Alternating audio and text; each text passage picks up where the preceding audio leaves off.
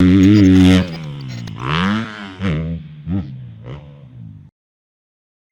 Cam, hey AJ, it's Chris from Oregon, aka King Friday. My question is, what do you think about a guy who's getting into motocross at the ripe old age of 48? Should maybe I be sticking to trail riding, or should I keep going with this? I'm going to do it either way, but I wonder what you think. Thanks. Misconception again. 2 in a row. I don't think that motocross is, I think riding in the woods is more dangerous than motocross. And I think I could say that that's a fact. There are way more variables and way more things that can go wrong with riding in the woods. You're away from people to be able to easily rescue you if you do get hurt. You can hit a tree. You can tear your knee on a root or a rock. You don't know what's coming up half the time because you're riding sections that are blind. Motocross tracks, when you learn how to ride the correct way, which is literally my entire purpose at this point in life, is to teach people that it's not super dangerous, and it doesn't have to feel reckless and feel like you're trying not to kill yourself the whole time when you ride a dirt bike track. When you learn to hit jumps, there's a very safe, calculated way to do it, and it's easy. It's not physically, it's demanding. Standing up in the attack position to do it for any duration of time, it will take a while to build to that. But technically, to be able to get to a point where you can safely jump the obstacles and navigate the track, if you're in the app, you have a huge head start. But learn the basic stuff, because it's not as dangerous as people make it out to be. It's just not. I was teaching, there was multiple riders at class on Monday that were late 40s, early 50s, just getting onto a motocross track. So whatever their experience was prior, one guy only had ridden Harleys, another guy had only ridden street bikes, and then the other guy had only ridden off-road. So it was like a big mix of guys with little to zero experience on motocross track. And we got all of them doing a jump, a pretty big, like a 35-foot, 40-foot jump that had a really safe, landing. If you cased it, it was fine. If you overshot, it was fine. And we got them doing it. And within 5 minutes, all of them looked completely safe. So yeah, I mean, I would definitely argue that there's a way to do it very safe, and you're in it. Study the videos in the app, go to the member bonus section, watch all of that stuff, and progress in a really, really thought out, safe way. Yes. Now, I would say that I think the most difficult part about all of this, and I'm not even kidding, like, this is going to sound cheesy and obvious, but I think it's the truth, because I know I'm going to run into this spring, because I'm taking like the biggest break from riding ever, it feels like. The toughest part is patience. I mean, impatience is what gets you in trouble with this whole deal. Because we all want to go fast and hit a big jump, and it's fun.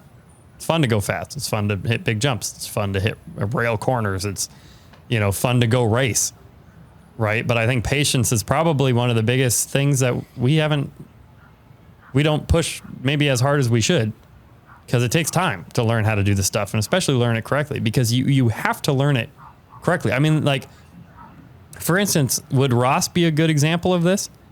Like, Ross, I'm pretty sure, started riding a dirt bike with you, and he's good and got good quick. I had a conversation with Coach James last night, right before we fell asleep, and I go, you know what's crazy? Is that Ross is going to be a professional supercross rider. Whoa. That's insane. Yeah. It hasn't happened yet, but that's going to happen. And he could, with his work ethic, he could very well be probably a good one. Eventually, it's going to take a while because he got a very late start to it.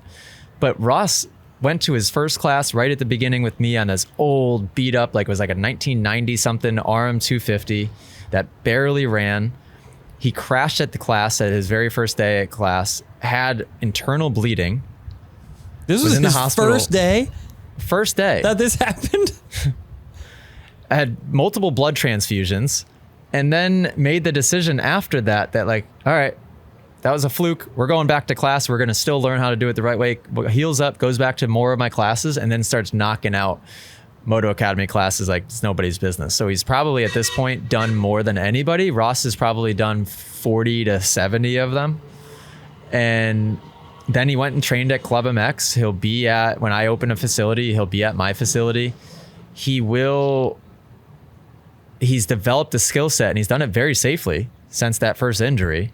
He's going to be a pro supercross rider. It's just crazy. And he didn't start until he was like a teenager with zero guidance. And then he was able to, they made the smart decision to like, okay, we're going to just listen to everything AJ tells us and like live by that and just try and do it the right way. And it freaking works. Yeah. But what I'm saying is like Ross wasn't the kid who like, yeah, apparently he got brutally hurt his first time out of class. Didn't know that, but yeah, but that's the only injury of his that I really know of.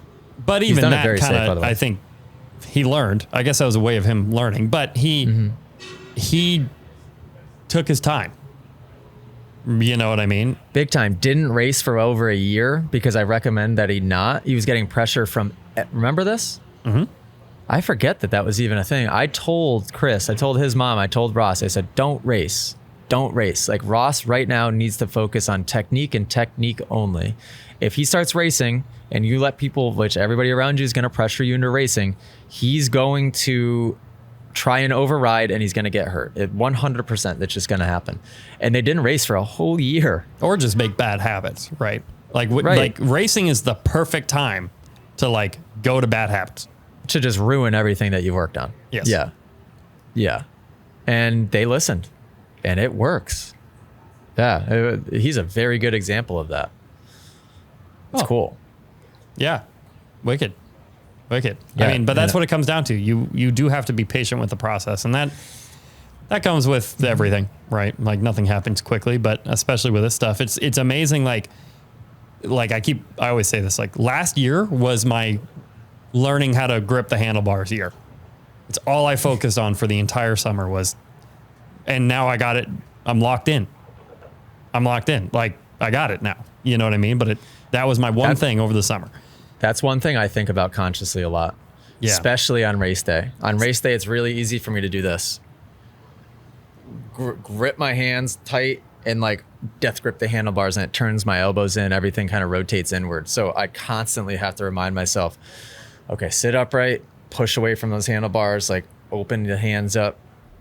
I think about, there was a couple years where I thought about my feet more than anything, but now my footwork is really, really good. Now I think about hand position. Yeah, for years, actually forever, it's always been my feet. And now I've been focusing on my hands. And this year I want to learn how to scrub. That's my goal for this year. No, this year I want to start staying low. That's kind of like how I want to look at it is like, because I've gotten really good at soaking up speed vertically. And that's all I got. I never go sideways. So this year I want to start staying low. But anywho, one thing at a time. It takes a long time. Right. But that's the fun of it. If you guys enjoyed this podcast clip and you want to listen to full episodes, go download them. Spotify, Apple Podcasts, and I think that's it. Go download them there. Give them a listen. If you want to watch full episodes, which I tell you what, it's even better to do that. Go to club.themotoacademy.com.